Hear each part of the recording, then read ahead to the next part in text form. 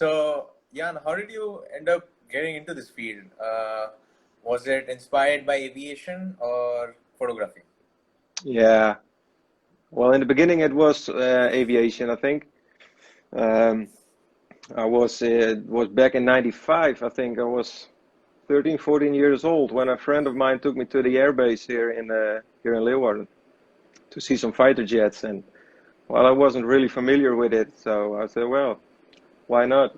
And well, I think from day one it took me, and the virus got me. So the aviation runs through the blood now, and I can't imagine a life without it. Well, pretty much. And well, in the beginning, I was really yeah, a tail spotter, like the serial numbers and collecting and that kind of well, all kind of stuff. Seeing the foreign visitors at Leeuwarden coming in, and uh, yeah, and the photography evaluates in the years. So in the beginning, you buy a simple camera with a simple lens, and you take pictures. And over the years, you get to improve yourself in photography, and yeah, well, and then you get to get the most out of your out of your hobby basically. So That's that's how it great. started. That's awesome. Yeah. So, okay, so you get your start in photography and military aviation photography. Were you doing any other kind of photography to supplement this stuff, as in still Yeah, in the wise? past, yeah, I did some weddings. I still do some weddings. I think two or three a year now, because it's hard to combine it with my job. Because well, this year it's really quiet for obvious reasons, of course. So Yeah. everything is cancelled, and but 2018, 2019 was a very difficult year, very busy year also, with a lot of with a lot of jobs over the world, Mediterranean Sea, United States, and some of those assignments come really close on real short notice. And when you do some weddings, well, you have to make preparations with the couples, of course, Yeah. sometimes a year up front, and it doesn't make sense when I have to call about 2 weeks. So I'm Yeah. sorry, guys, I can't make it. Get another photographer. It's not really Yeah. professional, you know. Yeah. So no, I'm not doing that a lot. I do some photo shoots for families, kids, that kind of stuff. But yeah, with this job, I got pretty much my hands full already. So it's always nice to have nothing actually. So when I'm home, I'm really home, and I don't have to bother. And well, occasionally I do some workshops in the weekends on Saturday. It's for a Okay. guy here in Holland in Rotterdam. He lives in Rotterdam, and he does workshops all over the country with different teachers. And I'll do some workshops for him in the north of the Netherlands. So that's it's nice to do, to share the knowledge and share the passion.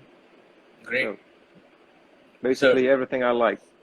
do you remember your initial kit?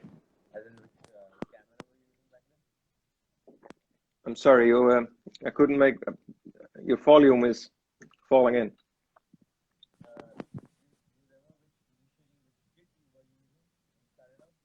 I can't make up. then? Just hold on. No, yeah, it is better. Okay. Yeah, now it's better. Yeah. All clear now? Yeah, all good. If you can Okay. repeat the question. Yeah. So, do you Perfect. remember which kit were you using when you started out? Which gear? Camera? Yeah. Yeah, my first, well, it was an analog camera. It was the Nikon F50 in a nice champagne color. I Okay. think I have it. I think I have it still, but I don't think it's working anymore. So, but the first pictures I took with the camera of my father, it was just a simple compact camera uh, with a zoom lens on it. Uh, yeah, analog, obviously. And well, a couple of months ago, I found my very first photos I took at the airfield, and it was really nice to see. You see an aircraft like that, and you see Yeah. half of the picture was filled with fence, so it was quite nice. Yeah. and then you can see where you come from. But yeah, I used to have the Nikon F50 with a 70-300 lens, just a basic lens, and well, I think that's pretty much where everyone starts with, and the lens is okay, but The body. yeah, yeah, and the body is okay, but if you're in circumstances that it's more difficult, you need another lens. I think it's not the 70-300 is not okay, but Yeah. That's yeah. how my start was. So, Mm. uh, how did you end up going inside the fence from being outside the fence and to doing state work? Yeah, yeah. Well, if you're so fed up with aircraft and you want to work with the aircraft, then you have to sign up for the Air Force, and you don't have a lot of more options, obviously. So I applied for the Air Force, and I did a screening, of course, medical screening and the mental screening, and it was okay. So in 2001, when I was 18, 19, I joined the Air Force, and yeah, I started at fuels, so at the fuels facility on the airbase, and I drove the fuel trucks for a couple of years, and it was, for me, it was perfect because the fuel trucks are always close to the jets, so I always drove around with my camera next to my driver's seat, and in that time there were on the base no restrictions on photography, so you can do basically whatever you like, and yeah, that's where I gathered a lot of tail numbers, 16s, terrain aircrafts. Okay. Germans were always visiting for the weekends with a lot of tornadoes in that day. Mm-hmm. So yeah, and that's where my photography also got to the next level. And when in 2005 I went to Afghanistan, I went to Kabul for a 3 month tour, and that after that I bought my first digital camera, the D70. Really nice camera was it. I used it with the same lens, 70-300. Later on the 80-200, the 2.8 version. It was a really nice lens. Wow. Yeah. Definitely. Yeah, I love that. And yeah, well, and so you start, or you keep improving yourself on matters of photography. Yep. And So, sorry, go on. no. Okay. So from driving fuel trucks, you ended up contacting, or you ended up being posted to a photography unit, something like that, the media center. Yeah. Later on, it was in I think 2010, 2011. I wanted to do more with my photography, so I raised up a little business for myself, for the weddings and for the commercial stuff, and the families and the children and all that. And I did more on base also. So I checked in with public affairs on the base, and well, I just asked, well, is there a possibility that I can work for you, or do some jobs for you whenever needed, or whatever? And they said, yeah, well, sure, we keep it in mind.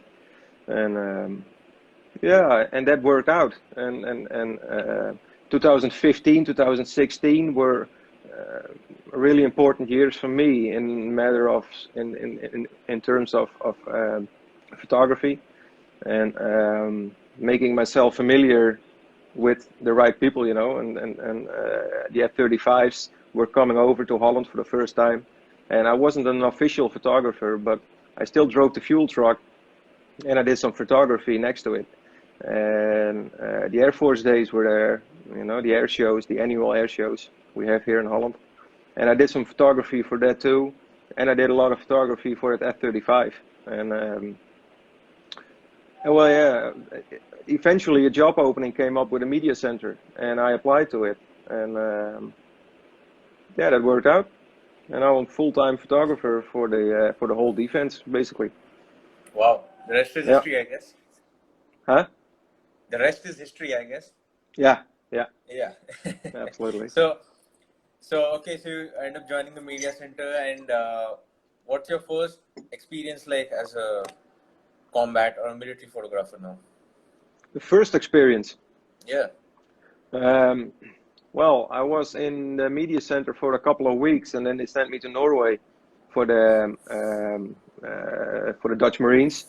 They they exercise in Arctic circumstances every year. So Yeah. well, we went to Norway with a media team with a camera guy, and we also do video. It's two separate functions with us. So you have photographers and videographers, and we traveled to that, and that was really my first official assignment as a photographer. So I'm not really fan of the cold, but yeah, it was nice. Norway is a Yeah. beautiful Norway is a beautiful country, and well, the Marines have good action. So basically, you only have to push in the button, and well, the image speaks for itself. Definitely. Yeah. Okay, so from the Marines and to the Air Force, you're shooting for all the services. At what point of time do you get assigned? Okay, now you're supposed to do an air-to-air. And air to air. Yeah.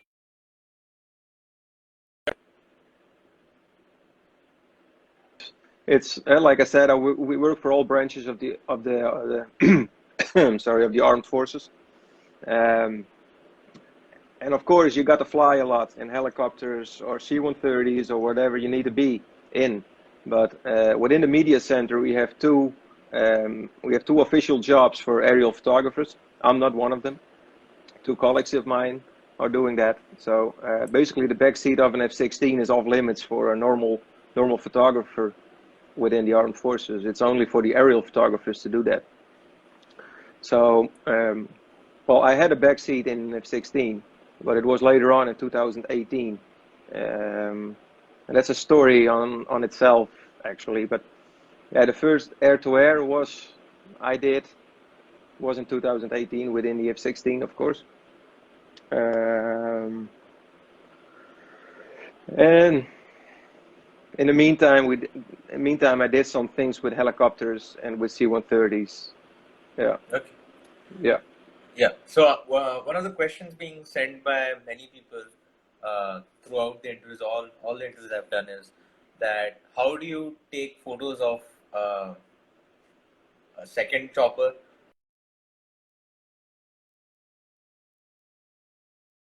The photo strip itself is vibrant. A little bit, mate. I have to wait for the question. Can you repeat All it? clear now? Clear Yeah, now? now it's good. Yeah, now it's Okay. clear. So one of the questions I frequently get is how do you stabilize yourself enough to shoot photos of a chopper or an aircraft while you're yourself in another photo strip which is vibrating so much, like a helicopter? Yeah, it's very difficult. It's very difficult. For example, we were in Fort Hood, America, Texas last year, and we did some flying with the 302nd Squadron. It's a Dutch squadron that flies Apaches and Chinooks for training purposes. And we did some flying over there with a couple of Apaches behind us, and the Chinook is really vibrating. If you are on the ramp, it's pretty much okay. You can do it, but you got the two exhaust heats, and because of the downwards of the helicopter, the exhaust go well. Right behind? Yeah, right behind it. Yeah, It gets in the way. yeah. It gets in the way pretty much, but yeah, and you can't really take a shutter speed of well 1/500, 1/750 because well you freeze up the blades, of course. So you have to work with around 80 or 100 shutter speed, and maybe lower, of course, if you can.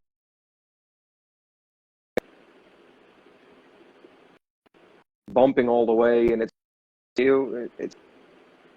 basically load and shoot a lot, shoot really a lot.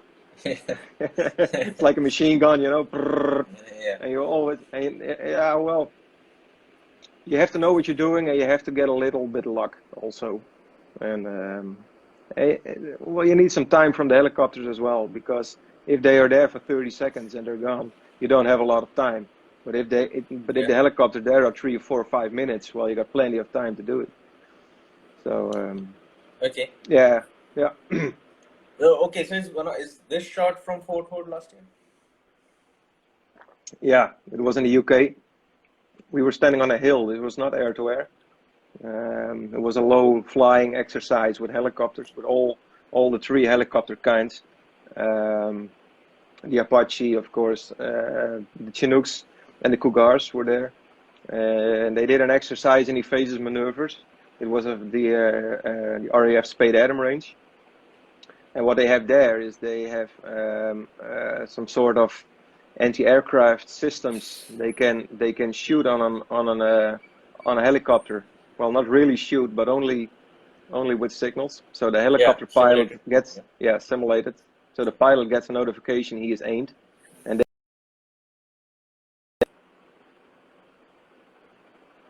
we were there for a week. And the first couple of days, it was great weather, and the last 2-3 days it was cloudy and it was foggy, so the helicopters didn't fly anymore. So from this shot, it was our last chance to take some decent shots of it. So we got some playing time with 2 of the Apaches. They had their exercise already, and they had I think 10 minutes spare for us. So we meet up with the guys on the hill, and basically dedicated for us there. Wow, and that was great. I mean, I think that's one of the best shots I've seen of an Apache. Thank you. It has to Appreciate be, it. and I think the word you use, decent, is quite is basically you being humble, because that shot looks as if it's a freeze frame from a movie. Yeah, thank you. Yeah. Well, if the circumstances are good and the sun is good and the light is great, and the helicopters are in front, and with waves, hands up, hands down, move forward, move backward, because you don't have comms with the guys, of course. Not in this particular case. And the guys are willing to do something for you. And everything, all the elements are coming, basically coming together. Yeah. Helicopter, genetic helicopter, it's really, I think, kind of aggressive or whatever. Yeah. But if you got 5 minutes or 10 minutes of playing time with 2 helicopters, it's just You're great. golden, Yeah. I guess. Yeah, definitely. Yeah. So another one of the questions I got was your photo processing style, the way you edit photos, is just completely different from many other photographers I have seen. Many of the photographers who are working for governments. What kind of softwares are you using, and what's your philosophy behind it? Because it's high contrast, a lot of shadows, and it's not really a kind of a documentary kind of photograph. It's really creative in that sense. Yeah. So how do you explain it? Yeah, well, that's pretty much what I aim to do, and it's funny that you say that, because it's nice to hear that people notice it. It is different than sometimes maybe a bit too different. I get to explain myself a lot in front of my boss. I don't know if he's watching right now. I hope he's watching. I'll say sorry again. But of course, we have a corporate identity within the armed forces, and we have to follow that guideline of pictures. It has to be Dutchy, it has to be clear, it has to be friendly. And some of my pictures, well, I can say most of my pictures are not really light and bright and friendly. Yeah, well, this is one good example of that.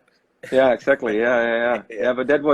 But that picture was on very low light, and the sun was already gone. But those Texas sunsets are awesome. It's like magic, and the helicopters were flying all over. So I think this was a shutter speed of 130, 140 to Wow. make something out of it, and it's great. And, it's not really documentary, but it has the atmosphere, and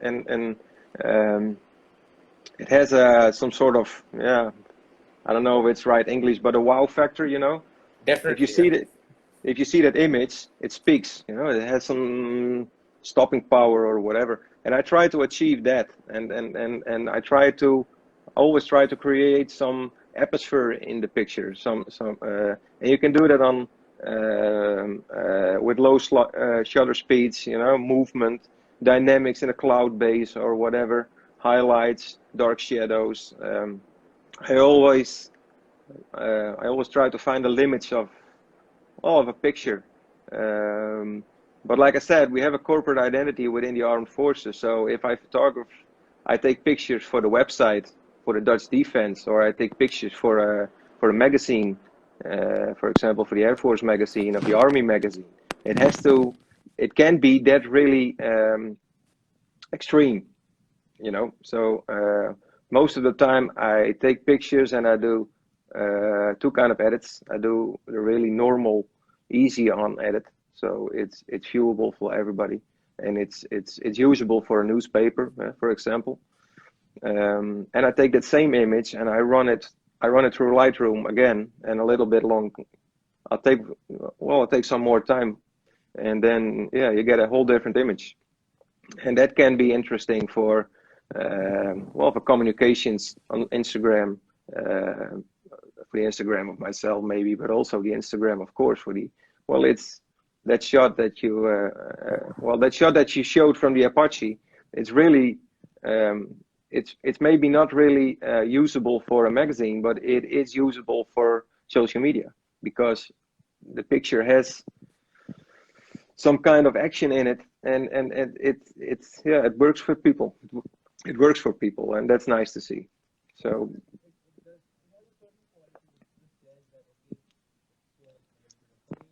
I'm sorry, man, you're dropping in again. I can't hear you. Can you hear me now? Yeah, perfect. Now it's good. Okay, sorry. Yeah, no worries. So the photo itself has a certain quality, you know. I mean, it's telling a story. That's what I've put in Yeah, on my social media repeatedly, that your images tell a story. With one shot, you yeah, can say, okay, fine, this chopper is in a dusty, in a deserty kind of area. It's a dry yeah, area. There's action exactly. going on, and there's a low takeoff or whatever, and you can clearly make it out. Yeah, yeah. And that is the nice thing of my job, because when we were at RAF Spade Adam for that particular exercise, we are there to cover that exercise. And that can be for a magazine, that can be for social media, for the Air Force itself, of course. But it's also a possibility to shoot some stock material for of the helicopter itself. And so you can use it for your story, you can use it for your article, but also you can use it as separate images. And that's always nice to have, I think, also for the Air Force. And who knows who can use it in the future, right? So Yep. yeah, Okay, so you're using only one software, Lightroom? yeah, yeah. Most of the time Lightroom and Photoshop for the. I have to shop out of fence or nasty tree or whatever. Yeah. I don't use Lightroom for that. I mostly use Photoshop for that. But in the basics, I can work with Lightroom, and yeah, it's only Lightroom. But I'm sure that your background shooting weddings and everything would have helped you in your job, because you obviously cannot edit the wedding photos in a way that it's not visible, or you can't make out No, who's it. So you have to no, make it presentable.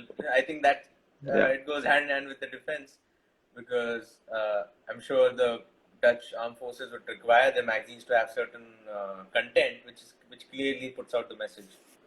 yeah, definitely. And you have to, yeah, you can't. Um, if you take pictures for weddings or for the Apaches or for an article, you have to do it in multiple ways. So you don't have one edit for all your images. So you have to adjust your edits to the atmosphere and to the purpose of the images, of course. Yeah, that's great. Yeah, Okay, so you've gone through your adware, you've done plenty of stuff from helicopters, and now your username says combat photo. So at yeah, one point of time, you must have been an embed photographer or similar. yeah, yeah. So No, how did this yeah. image come about? Yeah, well, this was an exercise in Germany. It was Well, I have to explain that photography a little. Okay. Nowadays we're not active and I really hope we don't have to do that in the foreseeing time, of course, because nobody wants war in the world, right? But when you need, our forces go in, like we did in Afghanistan a couple of years ago, 2010, 2011, and more years, of course. But I wasn't with a media center in that time. But a lot of colleagues of mine were there and shoot some real combat photography over there. So my function officially is a combat photography function. So in peacetime, of course, we do exercises and all that kind of stuff. But if the shit hits the fan, you know, if we have to go into war, they send us with the troops. So and they can embed us within the troops. So and then the word combat gets really literal, of course. Then you are really a combat photographer. And for now, we mostly do exercises for the war. So that picture you showed of that guy in the field, over there, it wasn't That great. Pakistan. Actually, that, but Yeah, you can see. but this is the image. Yeah, of course. Yeah, Yeah, he's covering his exactly. eyes. Yeah. Yeah, and I doubted when I took this picture. I think, should I do it or should I not? But I did it. All right, and no, but these are the moments that matter, you know, because people from outside the force or the public, people who are watching this scenery from outside from a public road don't get to see it from this point of view. And I think it's my job, you know, well, basically to tell the people that, you know, and when I am there, I can shoot this, and you know, well, people from outside can see what it is to be in that kind of situation, you know, and I Yeah. like that. Yeah.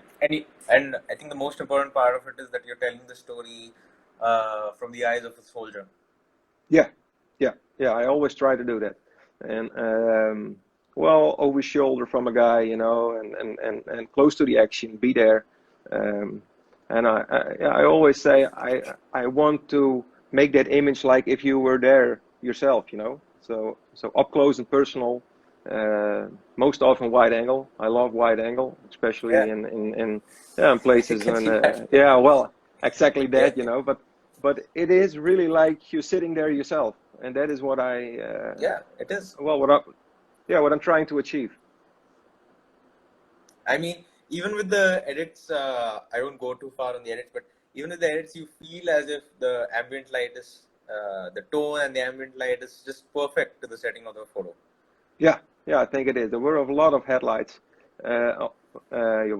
highlights in that image, obviously, because inside the helicopter it's always dark, and when you're shooting through a cockpit, you have a lot of glass in front of you, so there's a lot of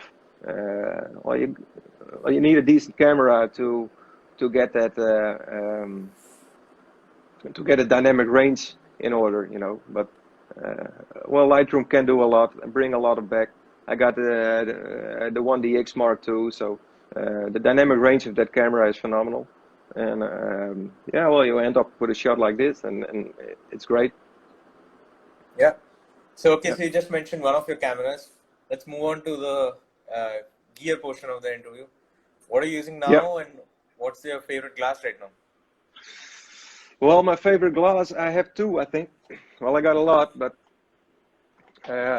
well, obviously this one, of course, 70-200 2.8. It's a no-brainer. I think every photographer should have one of these in his bag. It's a really expensive lens, but it's worth every penny of it. And well, I have the 1DX Mark II, and I got two of them, so I don't have to change my lenses all the time. And this is also my baby sometimes. The 1635 was the same lens with the photo was taken from inside the helicopter. And with Beautiful. this lens, I can do basically everything. It's wide angle, 16 mil. It's razor sharp. It's the Type 3, so it's the newest version. Yeah, well, I just love this, and this in combination with the 70-200, I can cover everything. And of course, you got a gap between the 35 and the 70. I got the 24-70 also in my bag, but well, I'm not using it a lot. I like this one more. And next to that, I got some, well, the 35. I like that lens really much. It's razor sharp. It's nice to handle. I use this often, but not as often as the 1635. I love that wide angle, you know. Yeah. Yep. Okay, so you've gone up till 200. Is there any other telephoto you're using? Or you're just too close to the action that you don't need a telephoto? Yeah. Well, I got this one. Okay. It's the That says a lot. 400. Yeah. I I have to explain that a little though. We have Okay. every photographer within the media center has his own personal kit, and it's a universal kit. So every photographer uses the same equipment. For example, the 1635, the two bodies, the 85, the 50, 35, and some flashes. We got some pro photo flashes for outside and inside to create a studio for some decent portraits, of course, but also well, to use some pro photo in the action. It can be nice. It takes some time, and you have to get a little bit skilled in it, but you can use it.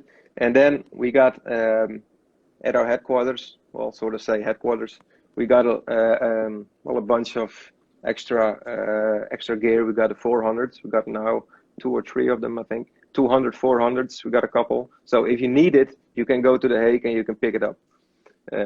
So this 400 is with me now. It's, well, I had to use it for a couple of exercises which got cancelled, unfortunately. So it's still here. And well, if a colleague of mine needs it, he can call me and I'll bring it to him.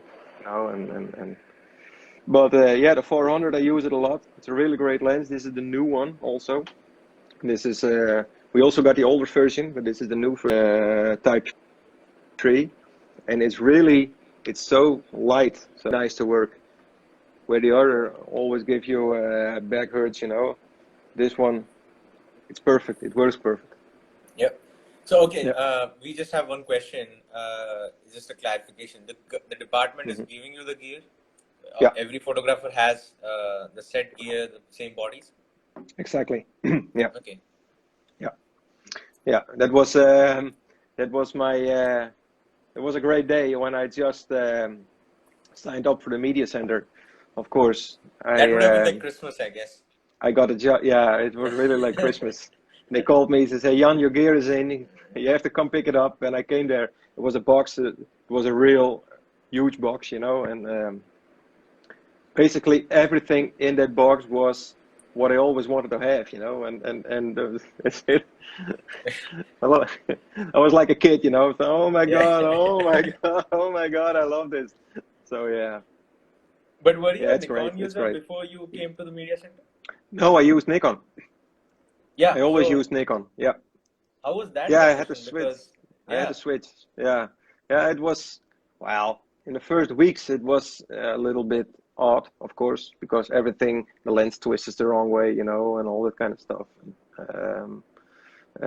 The aperture for Nikon, for the shutter speed, was the button you hit left, and for Canon it was right or something. right. I'm not really remember, but it's some years ago. But yeah, it took me some weeks to well, to adjust properly, and you know, when you got an assignment where you have time, so in a studio you have time to overthink it, and oh no, I'm doing it the wrong way. But my first, like I said, my first assignment was with the Marines in Norway, and everything goes so fast, and then you yeah, you mix up quite fast, you know. And so I got some images that could be better because of my own mistakes, but it's a learning curve. But now Yep. now I'm totally adapted to Canon. That's great.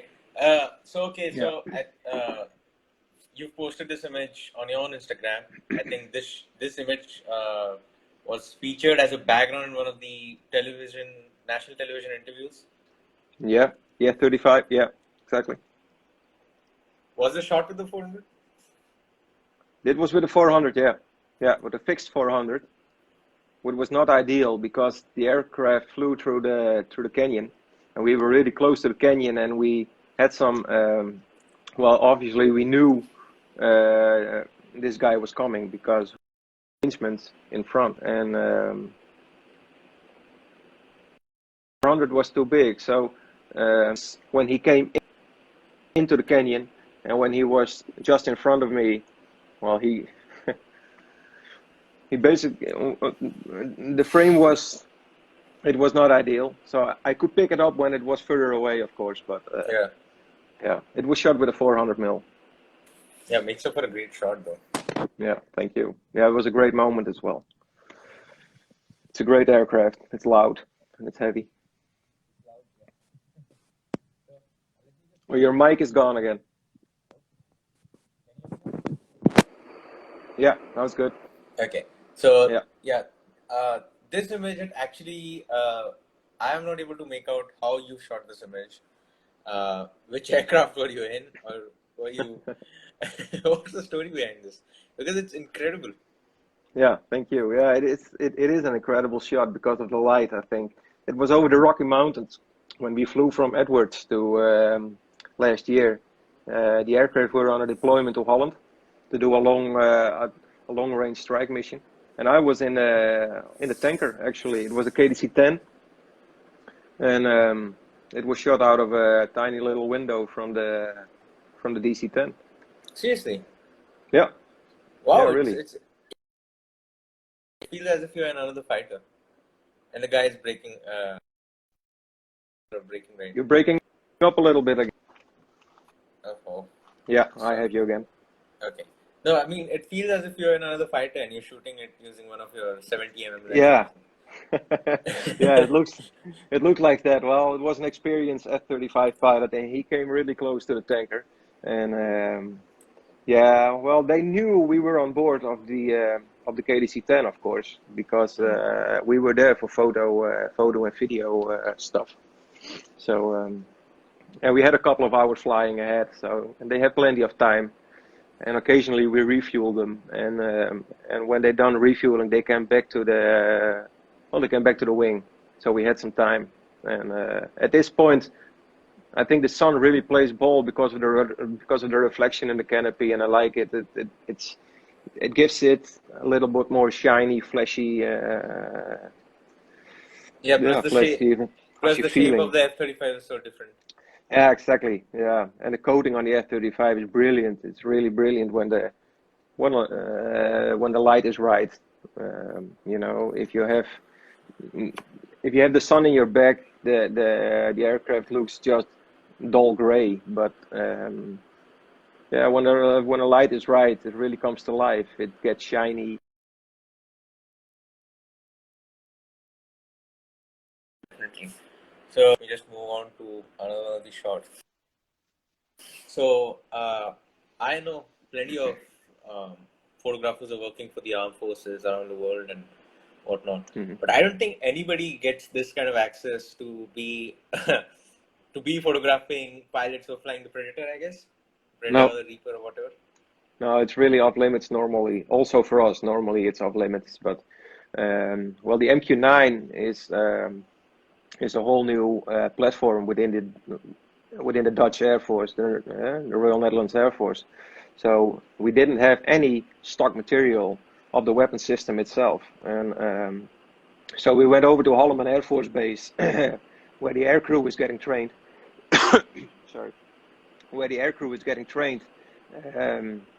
Yeah, well, to shoot some images because obviously the F-16 flies within the Air Force for 40 years, and you have plenty of images of that aircraft. But the MQ-9 is totally new, and we don't even have our own airframes. But we're going to shoot that later, I hope. We already did a little bit of that, but it was always with US aircraft. So maybe that in the future, I hope so. but this was the, yeah, where it all comes down to eventually, the pilot and the sensor operators, because it's a drone. Yeah. And how do you get that machine with the human factor in it, and then you need a pilot and a sensor operator in their habitat, in their working environment. So that is that.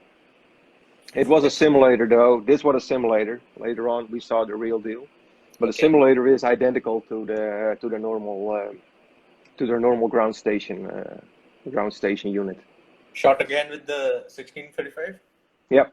Yeah, I think so. I'm not sure. We did it with two photographers and we lighted it a lot. There were a lot of pro photo in it with blue lights on the walls and flashes on the pilots' faces and all. So it took some time to take these images, but yeah, they came out really well. That's great. So Yep. I've read on your social media that this image is one of your all-time favorites. Uh, Yeah, I think so. Yeah. yeah. So just tell me a couple of things about it, because see, it's a very unusual edit that you have strong highlights in it. Yeah. Uh, Yeah. not a Well, lot of people go that route, no.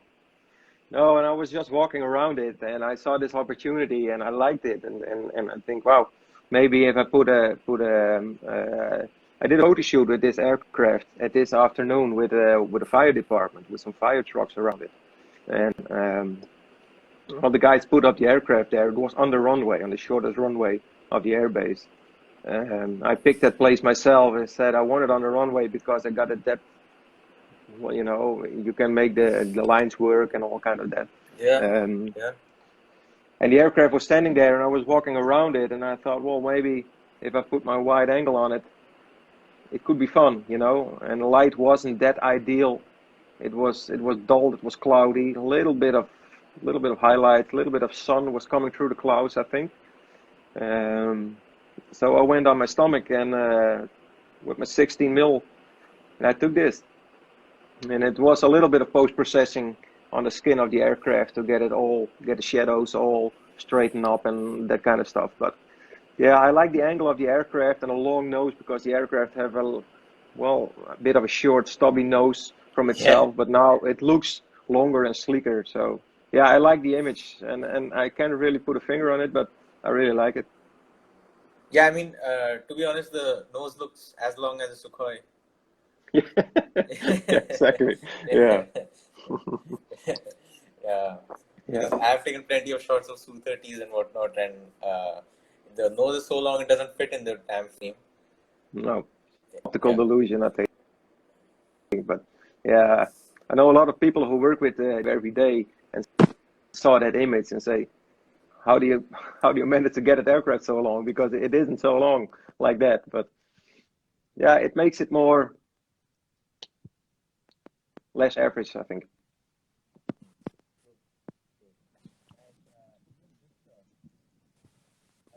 the SF guys, the soft guys. I'm sorry? So the shot, it's with the special operations guys. Yeah, it's a special operations for the Marines. Okay. Yeah, it's yeah. These guys also work with the Department of Justice for inland, kind of homeland security. To yeah, in Holland we don't call it homeland security, but also homeland security. And they are sent with the Navy. This was an actual mission. Well, the shooting was an exercise, but it was a mission on the Mediterranean with these guys. And yeah, and they did some shooting out of a helicopter. And well, this was a great trip. We did 6 weeks on the Mediterranean on the largest ship of the Navy. And we had a helicopter with us. We had fast boats with us, and these guys. So yeah, we had to join in the helicopter, and I was sitting next to that sniper, a little bit more spotter, who is sitting next to him in the same frame. But I have some images from close up. Yeah, exactly that guy. Yeah, and they always work with them together. I took some shots of the Barrett gun also when he shot on it. Wow. It was it was really loud. Yeah. It's a 50 Yeah, caliber, I guess. yeah, 50 caliber. Yeah. Yeah. So, okay, so one question. How did you balance the lights here? Because obviously you are kind of indoors and uh, people always face this problem with the lights coming extremely bright outside.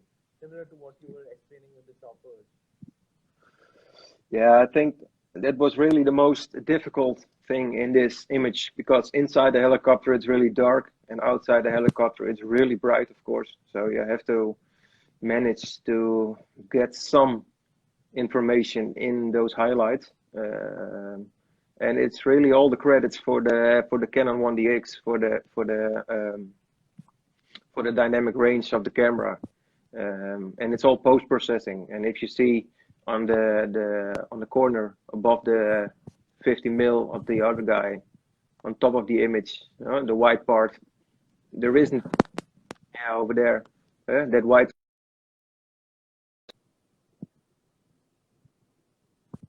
and out of the Mediterranean of the, it's not um, over a lake in Holland, for example. But yeah, this was the most I could get out of it. But Alrighty. it's always it's always yeah. Well, I mean you can fix this, but then you have to use a flash or whatever. But these guys are shooting for an And exercise, and you don't want to during put a flash in operations, their eyes, you know. yeah, Yeah, yeah. yeah, yeah. You won't do that. Maybe they won't also like it. They might not cooperate with you next time. Hmm. Yeah. So I had another question related to post processing. Yeah. I've listened to a couple of podcasts from an F1 photographer called Vladimir Rees. Might have seen his account on Instagram. He explains his philosophy for his post processing because Hmm. he studied cinematography. Yeah. Ended up going to photography anyway, but he read books about cinematography and whatnot. But how? Because I'm really surprised that your post processing style is just different. So I'm trying to understand the philosophy behind it. Was it just how did you end up coming with this kind of style? Yeah, well, basically, I think because some of the moments you take the photos in are not not as shiny as they can be. So if you're on a spot for a photo shoot or whatever, for example, that, and of course you see the sun come up and the helicopter is on that cliff, and you are standing underneath the helicopter, but that's it, And if I see that raw image, of course, well, I mean, of course, the image is okay, but it's not that catchy that I Yeah, want. So I'll put some layers over the blue sky to make it bluer and darker and more more dramatic. And then I put a layer over the sun to to make it a little bit darker, so that sun is popping out more. I don't Photoshop a sun in or out or whatever. I don't Photoshop clouds in the sky because I don't do that. It's only what already is there. I try to highlight it a little bit more. So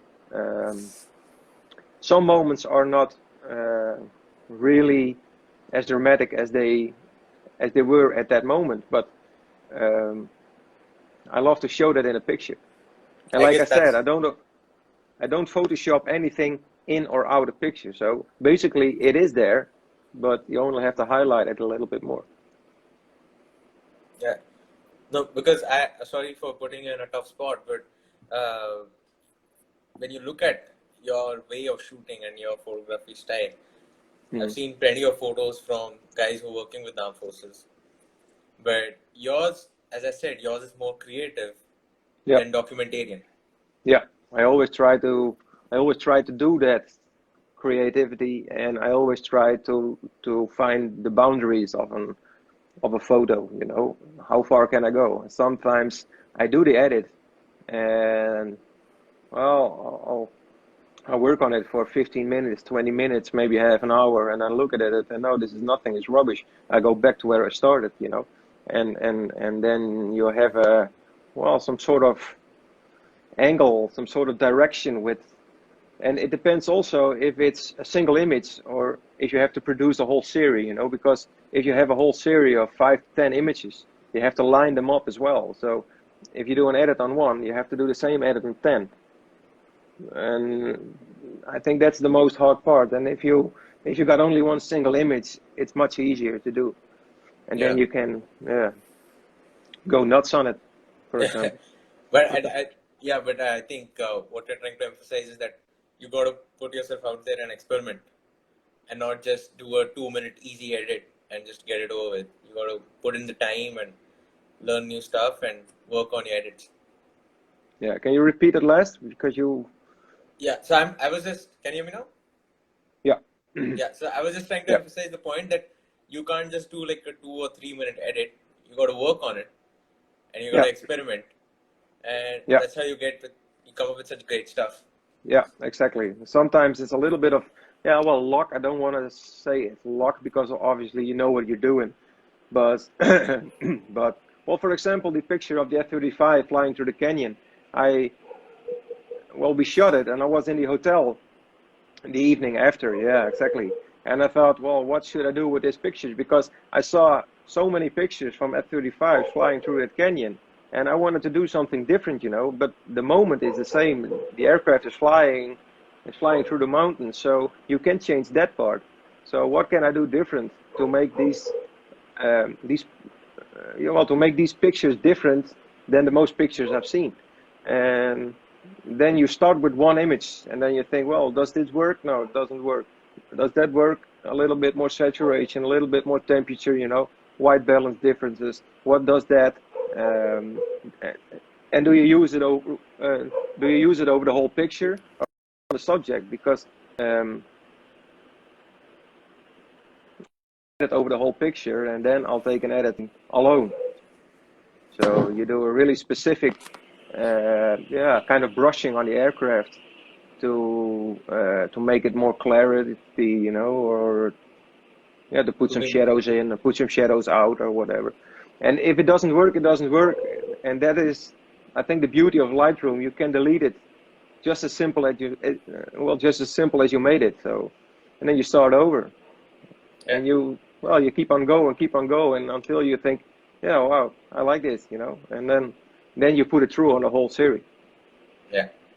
So, coming up to the last question of the whole interview, I'm going to ask two. Yep. What is your dream aircraft to shoot, and what is your dream aircraft to fly in? Yeah, I know you're going to ask that. Yeah. Well, the aircraft I wanted to fly in the most, obviously, was the F-16, and I had the opportunity to do that. So on that matter, I'm blessed. You can select any aircraft you want. Any Not aircraft, necessarily bounded by the Air Force. Any aircraft. I think I'll take the Tomcat then. It's not possible anymore because I have to go to Iran or something, but I don't think they let me fly into the Tomcat over there. But fly in or to shoot in would be definitely the Tomcat or whatever. 14. And the legendary aircraft. And a dream aircraft to shoot. Let's count the F-14 in. Select a second choice. Yeah, I think the F-14 or the F-30. Yeah, the Raptor. I shoot the Raptor already. F-22 is a great aircraft, but I shoot it already on several air shows and all kind of stuff. But wow, the space shuttle. I think the space shuttle. I would something to do with that, but that counts as an aircraft. Yeah. Yeah, definitely. Yeah. It does land properly. Yeah, but you can make a lot of creativity out of that one, I think. But it's not really flyable for photo shoots. That's a tricky part. But yeah, no, I think or some Russian material. You know, the Su-35. I'm a real fan of the Su-35. It's an impressive aircraft, and it's large. I like it. So if I should pick an aircraft to shoot, I think it's the Su-35. Great. Okay, Jan, thanks for giving up your time on a Sunday. Yeah, no Uh, worries. and Glad you're having me. yeah, troubling you and all these the messages and whatnot. Am I clear? Yeah, you're Yeah. breaking up a little. You're breaking Yeah. up a So little bit, sorry. but no So, worries at all. I hope people enjoyed it, and I hope I could be an inspiration for something, or for some of you surely. guys. And all the best, mate. Thanks a lot, man. All Thank you. right. Take See care. ya. Ciao.